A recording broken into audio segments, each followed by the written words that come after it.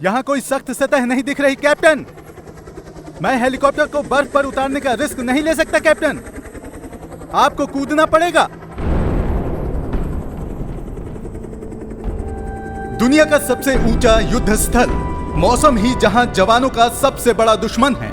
तेज बर्फीली हवाएं और खून जमा देने वाली ठंड, अपनी ही सांस जहां शरीर पर भारी पड़े, वहां भारतीय सेना के इस कदम ने पाकिस्तान को पीछे धकेल दिया। 36 साल और तमाम नाकाम चालों के बाद भी वह आगे नहीं बढ़ सका है। यह कहानी है सियाचिन की।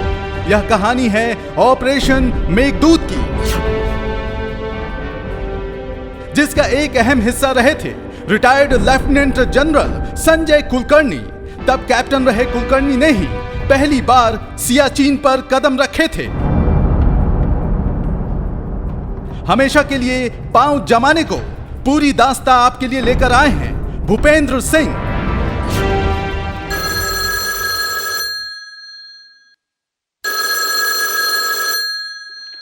सॉरी सर, मैं आपका ऑर्डर नहीं ले पाऊंगा। आप चाहें तो मैं दूसरे सप्लायर का नंबर दे सकता हूं। मेरे पास पाकिस्तान से विंटर वियर और इक्विपमेंट्स का ऑर्डर आया है। बंटवारे के तुरंत बाद पाकिस्तान ने जम्मू कश्मीर को हड़पने के लिए हमला कर दिया। इसमें उसे मुंह की खानी पड़ी। इस युद्ध के बाद दोनों देशों के बीच 1949 में कराची समझौता हुआ। इसमें भारत और पाकिस्तान के बीच सीज फायर लाइन तय की गई। हिमालय की गोद में इस लकीर का आखिरी छोर था पॉइंट NJ 9842। इसके उत्तर से ग्लेशियर शुरू होते हैं। अब यह अलग बात है कि पाकिस्तान ने इस समझौते को कभी नहीं माना। Retired lieutenant general Sanjay Kulkarni के मुताबिक जो गणित एक बच्चा भी समझ सकता है, उसे पाकिस्तान जानबूझकर उलझाता गया। 1949 का जो कराची एग्रीमेंट है, उसमें एक पॉइंट है NJ 9842, और जो NJ 9842 है उसमें लिखा गया है कि बेंट नॉर्थवर्ड, यानी कि उससे पॉइंट 9842 और उत्तर की तरफ का जो इलाका है वो सीधी लाइन ऐसे जाएगी। और वो जो लाइन है NJ 9842 से, वो लाइन जाती है काराकोरम 2 K2A, जैसे माउंट एवरेस्ट हाईएस्ट पीक है, वैसे ही K2 जो है वो दुनिया का सेकंड हाईएस्ट पीक है। तो NJ 9842 जो पॉइंट है, वहां से अगर हम सीधे उत्तर की तरफ लाइन ड्रॉ करें तो सोल्टोरो रिज से होते हुए सीधी K2 जाती है। पाकिस्तान का यह मानना था कि नहीं, NJ 9842 से जो लाइन है वो जाती है काराकोरम पास। हमारा पड़ोसी देश यह मानकर बैठा था कि जिस पॉइंट NJ 9842 के आधार पर समझौता हुआ है, उससे सीधी लाइन उत्तर पूर्व की दिशा में सीधे काराकोरम तक जाती है। इस हिसाब से सियाचिन उसका है। उसने नक्शा जारी कर दिया जिसमें सियाचिन को अपना अंग दिखाया, डॉक्यूमेंट निकाले, यहां तक कि पर्वतारोहियों को माउंटेनियरिंग के लिए इजाजत देने लगा। उसका मकसद इतना भर था कि सियाचिन को दुनिया में अपना बनाकर पेश किया जाए। पूरे इलाके पर कब्जा करने के लिए उसने एक स्पेशल यूनिट बनाकर ऑपरेशन अबाबील शुरू कर दिया। 1979 में कर्नल A कुमार ने फिर फौज को आगाह किया कि यहाँ पर जो है पाकिस्तान फॉरेन एक्सपीडिशन को स्पॉन्सर करता है, ये तो इलाका अपना है, यहाँ पे वो कैसे आते हैं। तो उसके बाद ये कार्रवाई शुरू हुई 79 के बाद। तो उसके बाद फिर हम लोग जाते रहे। हम उसके बाद काफी टाइम के बाद हम 82 में गए, हम लोग 83 में गए। 83 में पाकिस्तान ने हमको कहा कि आप, ये हमारा इलाका है, आप कैसे आ सकते हैं। तो हमने फिर उस वक्त उनको कहा कि ये आपका इलाका नहीं है, तो हमारा इलाका है। कराची एग्रीमेंट में और शिमला एग्रीमेंट में उसके बाद भी हम लोग बार बार ये कहते आए हैं कि क्योंकि ये इलाका बहुत मुश्किल है और हम लोग वहां पे अमूमन कोई जाता नहीं है, इसलिए अब डिमार्केशन नहीं हुआ है। इसका मतलब ये नहीं है कि ये इलाका आपका है। तो अब इसके ऊपर जब बातचीत शुरू हुई, तब हम लोगों को लगा कि नहीं, पाकिस्तान जो है एक कार्टोग्राफिक एग्रेशन, यानी कि उस वक्त कई एक अमेरिकन मैप्स भी और दुनिया भर के जो मैप्स हैं उनमें भी वो दिखाते थे एक लाइन डॉटेड कि NJ-98 पोर्ट से काराकोरम पास, यानी कि पूरा इलाका जो है वो डिस्प्यूटेड करके ऐसे करके दिखाते थे। नापाक मंसूबों की भनक लगते ही भारत ने तैयारी शुरू कर दी। 1982 में ट्रुप्स को ट्रेनिंग के लिए अंटार्कटिका भेजा गया। तब कैप्टन रहे संजय कुलकर्णी और उनके जवान पेट्रोलिंग के लिए सियाचिन ग्लेशियर पहुंचे, लेकिन उस समय वे लोग रुके नहीं, पेट्रोलिंग कर वापस लौट आए।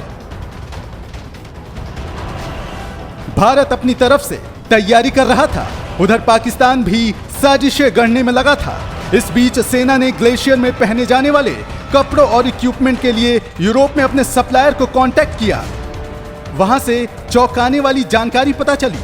सप्लायर ने बताया कि पाकिस्तान इन सामानों का पहले ही ऑर्डर दे चुका है।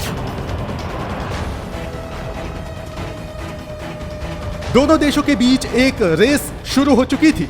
इसकी फिनिश लाइन थी सियाचिन ग्लेशियर। ऑपरेशन में जाने से पहले हमें 1982, 1983 में हम लोग गए। हम लोगों को उस इलाके की पूरी वाकफियत की जानकारी थी, इसलिए हमें मालूम था कि 1984 में हम कहाँ जा रहे हैं, कहाँ पर हमने रहना है, किस माहौल में रहना है, किस मौसम और वातावरण में हमने रहना है।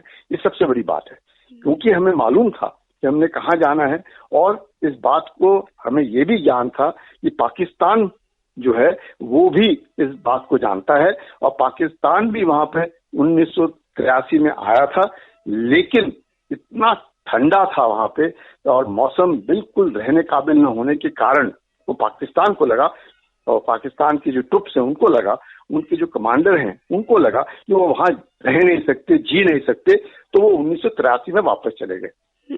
उनको ये शायद भनक लगी थी या लगा कि ये 1982 में भी हिंदुस्तान की फौज आई है, 1983 में भी हिंदुस्तान की फौज आई है, तो हो सकता है 1984 में भी आए। अब कब आए वो उनको मालूम नहीं था। उन्होंने प्लान किया था कि वो 1984 में 1 मई को आएंगे। अगर आप मुशर्रफ की किताब पढ़ें तो उसमें उन्होंने लिखा है कि उनकी जो कोर कमांडर की जो मीटिंग हुई, उनमें जो डिस्कशन हुआ कि किस तरीके से उन्होंने सियाचिन ग्लेशियर में जाना है, तो उन्होंने तय किया कि 1 मई 1984 को वो सियाचिन के ऊपर आकर के सोल्टोरो रिजेस को कब्जा करेंगे। 21,000 फुट की ऊंचाई पर स्थित सियाचिन में अप्रैल में भारी बर्फबारी होती है। इस दौरान यहां टिकना तो दूर, जाना भी मुश्किल है। भारतीय जाबाजों ने यही समय चुना। उनकी रणनीति थी कि अपने कदम से वे पाकिस्तान को चौंका दे। जवान अभियान के लिए तैयार किए जा रहे थे। संस्कृत के महान कवि कालिदास की एक रचना के नाम पर ऑपरेशन को नाम दिया गया मेघदूत। सेना ने 1984 में 13 अप्रैल का दिन चुना। उसी दिन वैसाखी थी। पाकिस्तान को बिल्कुल भी उम्मीद नहीं थी कि भारत अपने प्रमुख त्योहार के दिन कोई मिलिट्री ऑपरेशन शुरू करेगा, लेकिन एक दिक्कत आ खड़ी हुई। जवानों, हमारे सर्दियों के कपड़े अभी तक नहीं पहुंचे हैं। क्या आप बिना औजार और गर्म कपड़ों के भी वहां जाने को तैयार हैं? Yes sir. किस्मत हिम्मत वालों का साथ देती है। 12 अप्रैल की शाम को ही सेना को ग्लेशियर पर जाने के लिए जरूरी साजो सामान मिल पाया। अगले दिन कैप्टन संजय कुलकर्णी ने सियाचिन के बिलाफोंड लॉ पर कदम रखा, या कहें कूद पड़े। अचानक जब हम उधर पहुंचे तो पायलट ने कहा मैं लैंड नहीं कर पा रहा, आप ऊपर से कूद जाओ। मैंने कहा अरे मैं ऊपर से कूद जाऊंगा तो मुझे तो मालूम नहीं, मैं तो धस जाऊंगा, ये तो बर्फ के ऊपर है। तो ऐसे करते मैंने कहा कोई बात नहीं, मैंने कहा आप लैंड नहीं करना, आप थोड़ा और नीचे आ जाओ, मैं आटे की बोरी फेंकता हूँ। मेरे पास थी 30 किलो की आटे की बोरी। मैंने कहा मैं आटे की बोरी नीचे फेंकता हूँ, अगर आटे की बोरी नहीं धसी और ऊपर ही रही तो मैं समझ जाऊंगा कि मैं भी कूद जाऊंगा, तो मैं भी नहीं धसूंगा। ऑपरेशन का पहला चरण मार्च में ही शुरू कर दिया गया था।